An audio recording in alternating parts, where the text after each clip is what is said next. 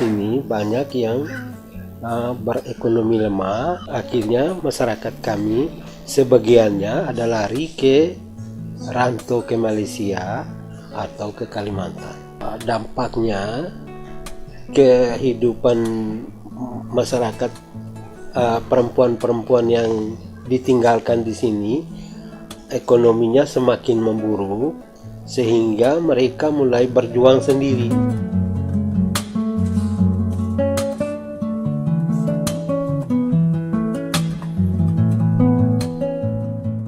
Perlakuan sosial itu wanita di nomor 2 kan.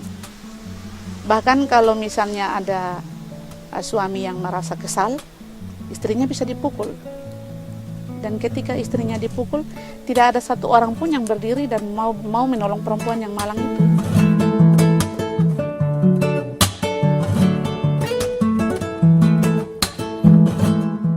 Bagi ibu-ibu hamil, mereka hanya kepercayaan pada ibu-ibu dukun saja. Sepertinya ada perdarahan di rumah, mau diatasi oleh siapa, sampai titik terakhir mendatangkan kematian.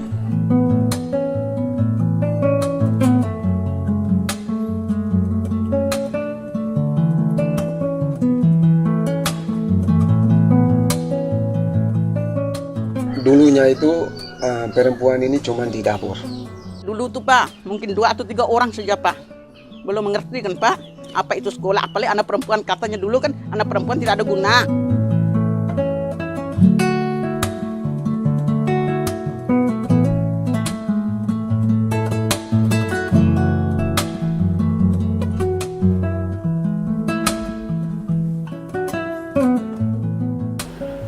Kalau 50% dari satu masyarakat, dalam hal ini perempuan itu, karena faktor-faktor tertentu tidak bisa mengembangkan seluruh potensi yang ada pada mereka, tidak mempunyai akses yang sama terhadap sumber daya yang ada, sumber daya alam, sumber daya pengetahuan, misalnya sekolah dan sebagainya, berarti wah kita semua rugi kan?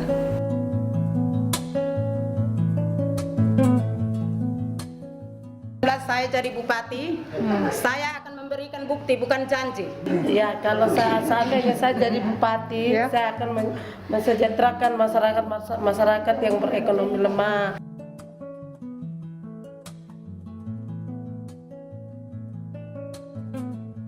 Pada awal tahun 2014, Konsorsium Global Concern dan Couple Indonesia melakukan studi pemetaan kondisi perempuan miskin di Provinsi Nusa Tenggara Timur.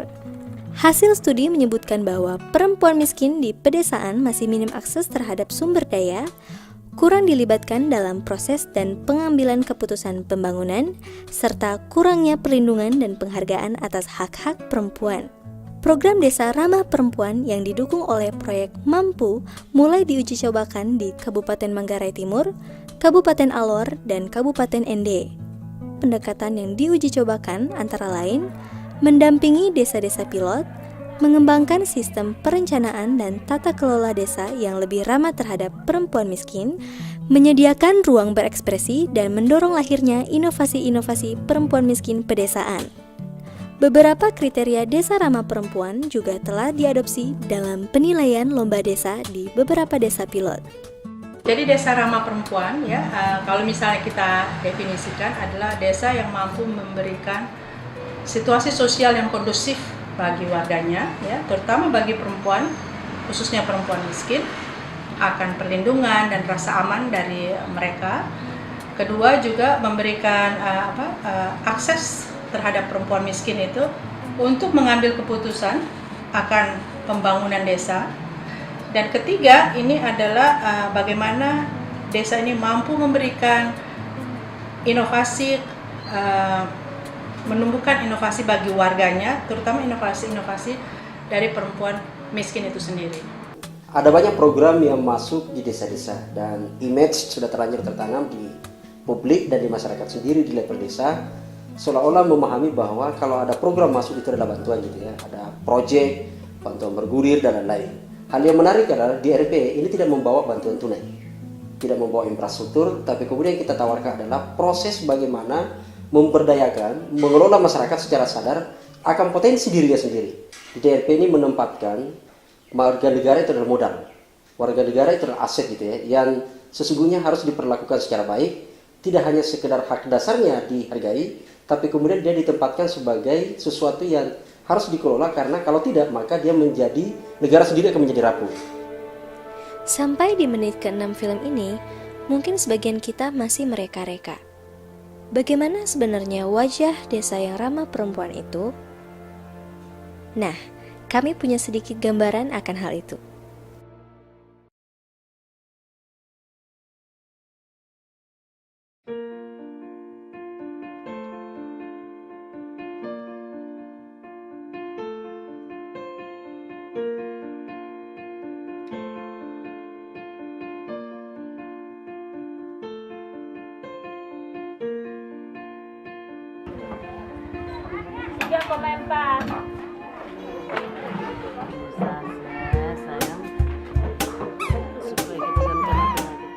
Kegiatan posyandu sudah mulai aktif, sudah tidak ada lagi bayi yang gizi buruk, sudah tidak ada lagi bayi yang tidak diimunisasi. Kematian ibu karena melahirkan tidak ada lagi.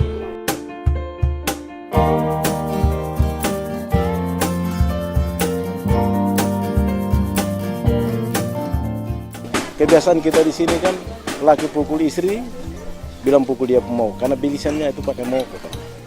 Tapi dengan hadirnya konsorsium Kopel di sini kasih pemahaman, kemudian bahwa perempuan itu juga sudah ada undang-undang perlindungan perempuan itu ada, maka sudah mulai berubah sudah. Kekerasan dalam rumah tangga itu bapak berkelahi dengan perempuan itu sudah tidak ada lagi.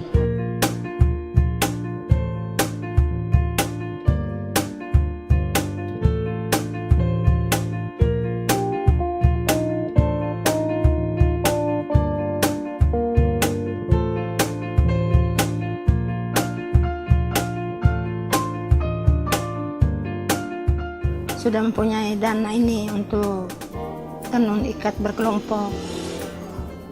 Sudah bisa cara tahu atur ukuran pemasukan dengan pengeluaran tuh sudah seimbang.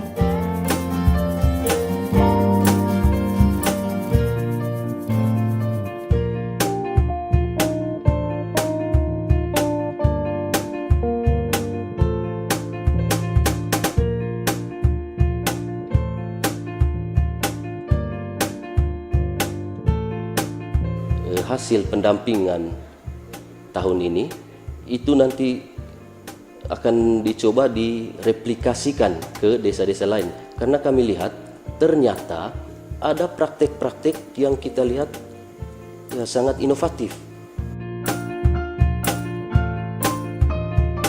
Di bulan Oktober nanti ini, ke depan ini kita akan rapat untuk penyusunan artinya rancangan untuk APBDes-nya untuk 2016. Salah satunya nanti dari kegiatan ramah perempuan kami akomodir untuk bukan hanya 1-2 desa saja yang jadi binaan daripada program ini, tapi keseluruhan desa yang ada di sini. Untuk tahun 2015 itu ada alokasi anggaran yang cukup signifikan, kurang lebih ada sekitar 2M yang ada melekat di SKPD BP2KB dan juga BPMPD. Terkait dengan desa ramah perempuan, bagi kami selaku Kepala Pemberdayaan Perempuan dan Keluarga Berencana di daerah ini, kami melihat itu cukup baik karena di sana ada pendampingan dari NGO, sehingga tentu saja ada peningkatan kapasitas perempuan di sana, di desa itu. Dan setidak-tidaknya di sana perempuan dihargai dan dihormati keberadaannya. Perempuan merasa diperhatikan, perempuan merasa dilibatkan, perempuan merasa diandalkan, perempuan merasa diperhitungkan dalam berbagai aspek pembangunan. Pertama, saya atas nama masyarakat dan pemerintah daerah menyampaikan terima kasih kepada teman-teman di Global Concern yang memberi perhatian penuh kepada pengembangan kapasitas dan juga sumber daya manusia khusus untuk perempuan di daerah ini. Bentuk dukungan pemerintah daerah dari sisi kebijakan perlindungan perempuan dan anak dengan sudah dibentuknya sebuah peraturan daerah, tentang penyelenggaraan perlindungan perempuan dan anak dari tindakan kekerasan. Kesejahteraan itu sulit sekali dapat dicapai bila dalam sebuah keluarga peran perempuan tidak optimal.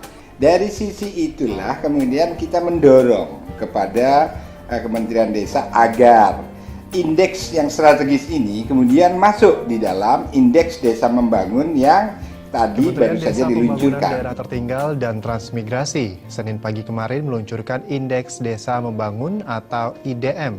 IDM ini nantinya akan menjadi indikator dalam mengurangi jumlah desa tertinggal. Indikatornya untuk membentuk indeks tadi itu merepresentasikan kepentingan strategis, yaitu memastikan peran perempuan. Misalnya adalah pembantu kepala desa atau kepala urusannya. Nah, kaurnya itu misalnya dari 3 minimal 1 lah ada perempuan ya.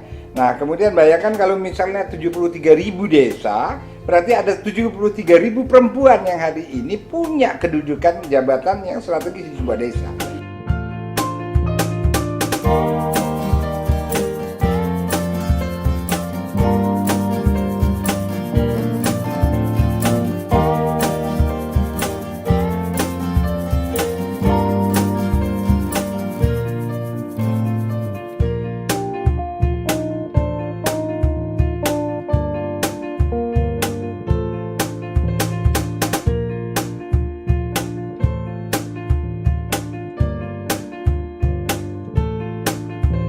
Mari lawan kemiskinan dengan pembangunan yang inklusif dari desa bersama perempuan untuk Indonesia hebat.